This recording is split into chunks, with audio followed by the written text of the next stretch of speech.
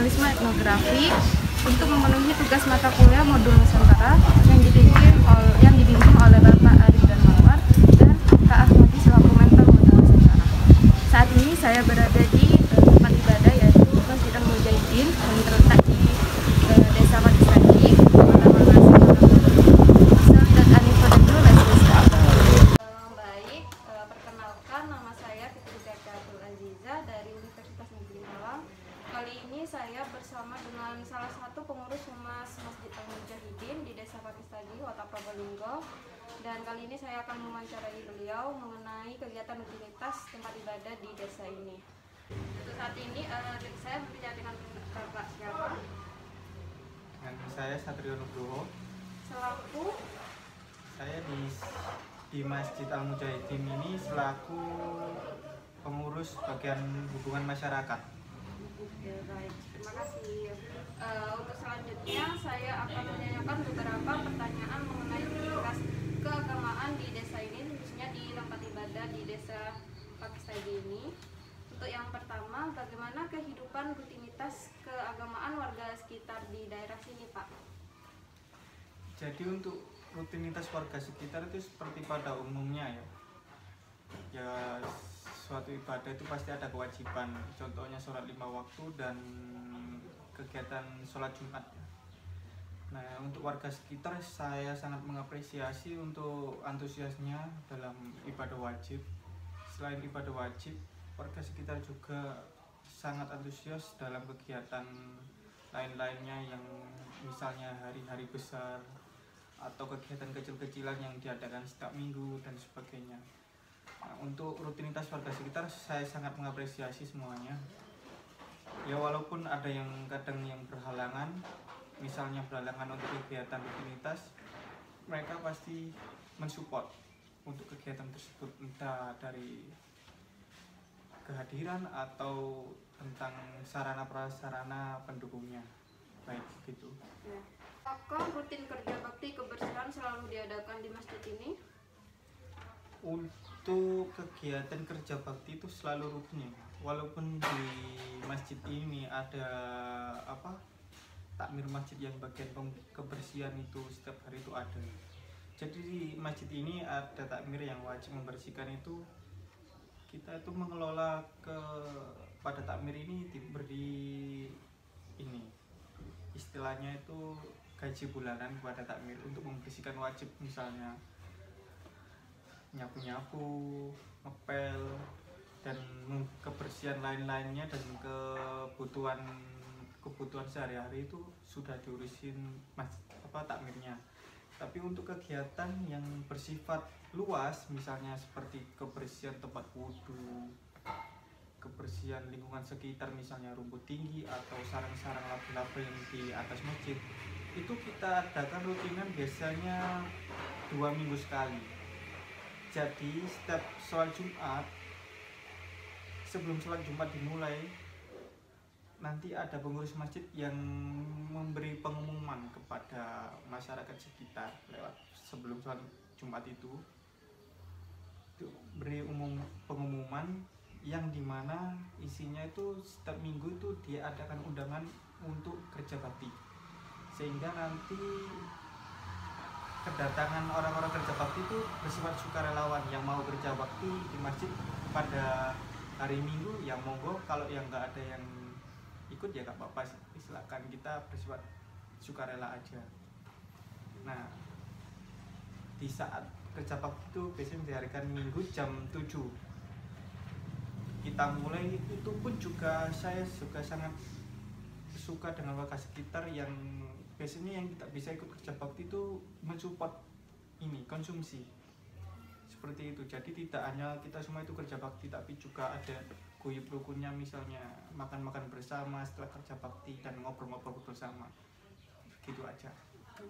Untuk pertanyaan selanjutnya, apakah ada pengelolaan keuangan di tempat ibadah di desa ini? Jika ada, bagaimana pengelolaan keuangan bulanan di masjid tersebut? Untuk pengelolaan keuangan semua organisasi itu pasti ada. Walaupun masjid itu juga ada termasuk organisasinya pengurusan masjid itu ya. Karena kita itu pasti ada pemasukan setiap hari, entah dari sumbangan sodako dari warga sekitar, pemasukan kota amal yang setiap hari itu dari jamaah, dan pemasukan kota amal dari sholat Jumat. Itu biasanya kita buka per minggu. Biasanya setelah hari sholat Jumat itu kota amal dan lain-lainnya itu kita buka semua. Nanti kita pembukuannya dimasukkan setiap hari Jumat, dan pengeluarannya itu setiap hari Jumat itu satu minggu itu pasti ada pengeluaran dan pemasukan. Nah, sebelum sholat Jumat itu biasanya diumumkan pengeluaran dan pemasukan masjid itu, misalnya jariyah dari warga sekitar, jariyah dari kumpulan rukun tetangga sekitar, dan jariyah dari warga umum. Biasanya itu kita sebutkan siapa saja, misalnya contoh jariyah dari Bapak A, jariyah dari Bapak B sejumlah berapa ratus. Terkadang ada juga warga sekitar yang tidak mau disebutkan namanya, misalnya jariyah sodako dari hamba Allah, itu ada yang biasanya disebutkan namanya, ada yang enggak itu. Nah, untuk pengeluaran juga kita pembukuan, jadi kita tuh sebutkan pengeluarannya setiap bulanan itu, misalnya untuk operasional listrik, operasional takmir, operasional kebersihan dan lain-lainnya. Nanti habis itu kita gantikan sama pemasukan, misalnya bulan ini pemasukan 10 juta, pengeluarannya 8 juta. Nanti kita sebutkan saldo per tanggal hari ini berapa juta, nanti disebutkan seperti itu. Jadi pengelolaannya terdata di papan itu, papan pengumuman itu sudah muncul semua pengeluaran dan pemasukan. Jadi tidak ada yang dana-dana yang diselipkan seperti itu. Baik. Baik, terima kasih. Untuk selanjutnya, untuk kegiatan sholat Jumat, khotib dan bilal, apakah ada warga sekitar saja secara sukarelawan atau bisa dipanggil dari luar, Pak? Kalau khotib dan bilal itu biasanya di sini tuh alhamdulillah ya, gak hanya kita tuh gak memanfaatkan kalangan orang-orang yang sesepuh, misalnya Pak Yainya atau Pak Ustadznya, itu kita tidak mengharuskan mereka. Jadi kita juga memanfaatkan remaja masjid, yang para orang-orang muda, bapak-bapak muda itu juga kita manfaatkan. Jika mereka bisa menguasai dan menurut bagi mereka sendiri bisa, ya udah kita persilakan mau jadi bilal atau khotib. Tapi biasanya itu ada remaja masjid ya, yang masih umur 20 itu dia itu sangat berani. Dia tuh lulusan, ya namanya orang santri kan mesti harus berani-berani ya. Dia tuh sukarelawan sendiri masuk menaruhkan diri, Pak saya mau jadi bilal atau khotib. Oh kita ya mempersilahkan gitu ya. Jadi mereka ya mau ya monggo aja, nanti ya pasti kita catat untuk agenda bulan ke depan ini siapa saja khotibnya dan bilalnya. Kita juga ini ya gak mewakilkan warga sekitar juga, tapi ada juga warga undangan yang luar. Kadang mereka itu menawarkan sendiri, orang luar itu ya kita juga harus memilih, orang luar itu gak harus sembarangan ya, untuk demi kebaikan warga sini juga. Dan apresiasi dari masjid ini biasanya kita itu beri namanya uang saku untuk bilal dan khotibnya, walaupun kadang mereka itu menolak untuk menerima, kadang ada yang menerima tapi dimasukkan kotak amal. Ya alhamdulillah, berarti mereka niat tulus sebagai khotib dan bilal, bukan sebagai pekerjaan seperti itu. Pertanyaan selanjutnya, apakah uang pemasukan masjid hanya untuk keperluan masjid atau keperluan di luar masjid, Pak? Ini kan Masjid Al-Mujahidin di Kelurahan Pak Taji, ini kan masjid yang sangat besar untuk mencakup keseluruhan warga kelurahan ya. Ya pasti pemasukan besarnya juga. Ya untuk penguangan ya pasti kita juga ada pengeluaran yang sangat tinggi pada bulanan untuk operasional masjid yang sangat besar ini. Tapi kita juga ini menyisihkan sebagian buat musola-musola di sekitar. Musola kan pemasukannya itu sangat minim, bahkan terkadang musola itu nggak ada pemasukannya. Ya udah, dana dari masjid ini kita alokasikan untuk musola-musola ini agar musola-musolanya itu menjadi bagus gitu, ada uang perawatan gitu. Ya, hanya untuk musola aja sih, tapi juga ada kita sambil-sambilan ke para janda dan anak yatim di sekitar masjid ini yang membutuhkan. Nah, jadi untuk keuangan tidak hanya untuk masjid ini saja, tapi ada untuk kegiatan luar juga seperti itu. Pertanyaan selanjutnya, apa ada kegiatan rutinitas keagamaan selain rutinitas kewajiban atau ibadah kewajiban yang ada di masjid ini? Pastinya ada. Kita itu rutinitasnya itu setiap hari Selasa malam kita selalu mengadakan pengajian. Nah seperti itu. Selain rutinitas Selasa malam, kalau misalnya kegiatan mulutan, kegiatan Isra Mi'raj dan sebagainya, pasti juga ada kegiatan seperti itu. Pengajian juga ada. Untuk lomba-lomba anak TPQ yang di belakang masjid ini, TPQ Al-Hidayah juga bisa. Kita bisa kan mengadakan acara untuk lomba kecil-kecilan agar para siswa-siswa TPQ ini bersemangat dalam belajar keagamaan. Jadi kita ya beri apresiasi, lomba lah, kita buatkan lomba kecil-kecilan lah dengan hadiah yang lumayan bagi anak-anak kecil, ya lumayan lah. Jadi semua pasti ada. Kalau ada misalnya hari besar itu, selain lomba-lomba kita juga ada kegiatan misalnya bagus-bagusan busana muslim, kita adakan sepeda yang dihias terus dipakai muter-muter kelurahan gitu. Ada juga yang ini kita support, kayak misalnya mereka itu ada acara pengajian rutinan di rumah, biasanya itu namanya ini penjarian di rumah. Kalau gitu selawatan yang orang di sini nyebutnya seperti itu.